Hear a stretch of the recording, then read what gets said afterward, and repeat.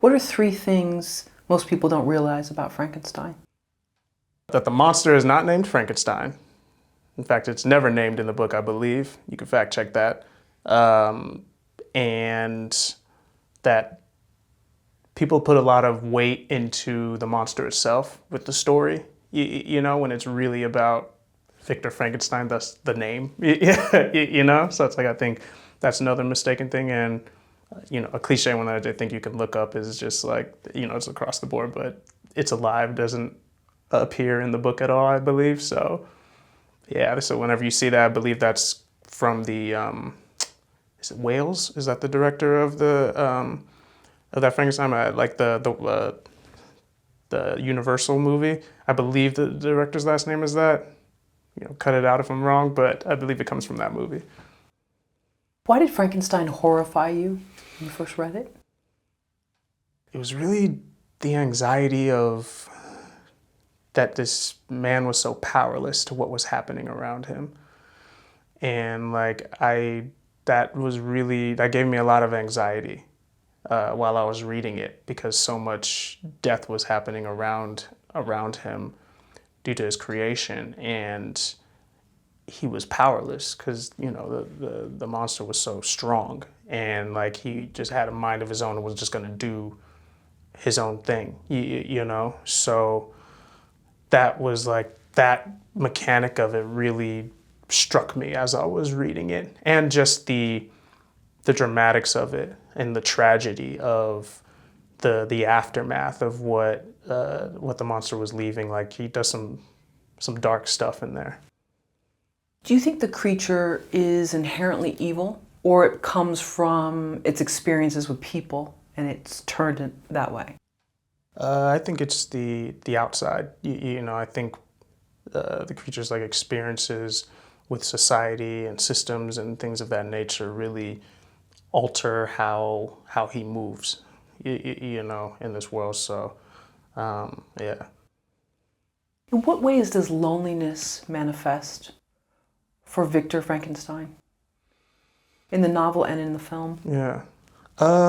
In the novel, I mean, I think sometimes like ambition, you know, can be a very lonely journey. And I think that Victor losing his mother and family members along the way, like, really put a lot of pressure of his, you know, loneliness throughout the story, and it really helped him like alienate people around him. So I think it manifested in his ambitions, you know, to a certain respect. You know, it's like he has his, with his loneliness, he's going to find something to do with his time. Like, you know, that's not to say you can't have hobbies, but the extreme lengths that he went through or went to achieve his goals, I think, is a manifestation of, or at least part of it, it comes from his loneliness. Interesting. So ambition brings loneliness. I don't want to say ambition brings loneliness. You know, I want to say the journey with ambition can be a very lonely, it can be a lonely journey. You know, it can be. Because people might not understand what you're trying to accomplish. You know, it might rub people the wrong way when you're focused on something. You know, it's like, and it can make you yourself, when you're ambitious, like, I guess the word I used, alienate people, because you might not be thinking about someone's feelings when you're doing something. You're just trying to get to that. So I think it can make a lonely like journey, but I don't want to say it has to be, like, you know, I don't believe that. What about for the creature? The loneliness for the creature? I mean, I think loneliness definitely had an effect on the creature, at least in the novel, because I think his goal, or what he wants, is a partner. You know, he falls in, like, he sees what love is and family, and when that's not going to be given to him, and society won't, you know, identify with him or show him any kind of love, he lashes out. I think that's a pretty human, like, way to be, I believe. A human, what's the word I'm looking for? Like a human response. Like, I think there's a lot of humanity in that. To what extent do you think Victor Frankenstein is responsible for the actions of his creation? Ooh, that's a good question. I like that. I think he bears some responsibility, about as much responsibility as a parent has over their own child. But after a certain point, your children start making their own decisions. And this is coming from someone like, I don't have any kids, but as someone who was a kid, there was a point where my parents couldn't tell me nothing. I was going to do what I was going to do. Even now, it's like I'm still going to do what I'm going to do despite whether they tell me something. It's like I'm going to make my own decision. And I think at a certain point, there's a cutoff of responsibility because you can't make someone do something, So I think he bears like some responsibility, but after a certain point, I believe the creature's kind of doing his own thing, What lessons has Frankenstein taught you about life? That it's precious. It also teaches me, like when I read it, taught me about the importance of love and companionship and friendship and family, because watching Victor get all those things ripped away from him, and then he goes mad. Like, people think he's mad when he's creating the monster, but it's like towards the end of the book, that's when he really goes mad and like leads him down the path towards his destruction, is when he loses everything around him. His best friend dies, his wife dies, his family members are dying, it's like because of the acts of the monster. And that's when he loses his head. That's when he's just like, I'm going to chase this monster to the ends of the earth, and I will do whatever it takes to kill it, and that is what leads to his like demise, because he doesn't care about anything else. He doesn't even care about his own life, in my opinion. You had me thinking of how it almost is a metaphor for, especially now with social media, it's easy to go viral. People chasing fame, whether it's in music, film, being an influencer, and just that they will try anything and go to any length really to achieve that. Sure. I mean, I think obsession mixed with, whatever that ambition is or goal, like to make you like tunnel vision on whatever it is that you're trying to achieve. It gets to a certain point where if you're, damaging things around you or not catering to other things in your life or whatever, I'm 100%, I think it can be very damaging.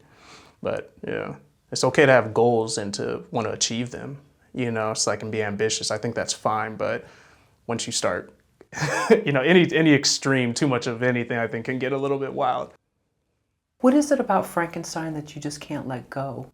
I mean, I love everything about that story. I love its structure. I love how it's basically like 3 different stories in one, and like a story within a story, because I think the story is actually told from the perspective of somebody who talked to Victor right before he died and like saw the monster. Like, I think that's like where the story is actually being told from, kind of.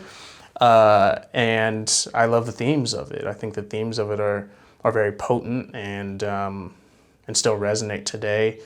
I love how forward-thinking it is. It's just such a beautiful novel. The reason why it stood the test of time, I think, is because of those things. Do you think Victor Frankenstein couldn't have turned things around? Or was he ultimately, he was his own worst enemy in some sense? He was his own monster? Or was it or is it a tale of be careful what you create? So, yeah, it's like, that's one of the things I think is so beautiful about the novel. I think there's a lot of different interpretations and takeaways from it. And I know some of the strongest themes that people interpret from it is, man can't play God, or exactly what you said, be careful what you create. But really, for me, the theme that really just spoke to me was like, how these pressures and these messed up situations can change someone, and how unfair life can be. I mean, it's like for me with the monster in the book, when he wants a partner, there are people walking this earth that want a partner so bad and never are able to find someone. And, it's like it drives them, I'm not gonna say they're gonna go out lashing out and murdering people, but it still has a huge effect on them, how they move through life. And so I think, Victor is, he can be his own worst enemy, because when he decides not to give the monster a spouse, it's like, or a partner, he only did that because he thought that they would go repopulate and then, create more monsters that are going to hurt people. right? He has no idea that that's what's going to happen. You know what I mean? It's just like we have no idea. But he felt like that is what would happen because he created this monster that has done atrocities. But I mean, you don't know what someone's children are going to do, and you don't know how this partner is going to act, and there's so many dynamics. How could you possibly be able to work all that out and understand that that's what's going to happen? So I think that interpretation of like be careful what you create is a strong one, and one that people take to, that I do buy within the book. But I also think there's, like you said, demons within, where he can be his own worst enemy and make decisions that can affect him. Obviously, one of them being the monster, but also the decision to not bend to this monster's wills. So, how are you supposed to know what's going to happen after that?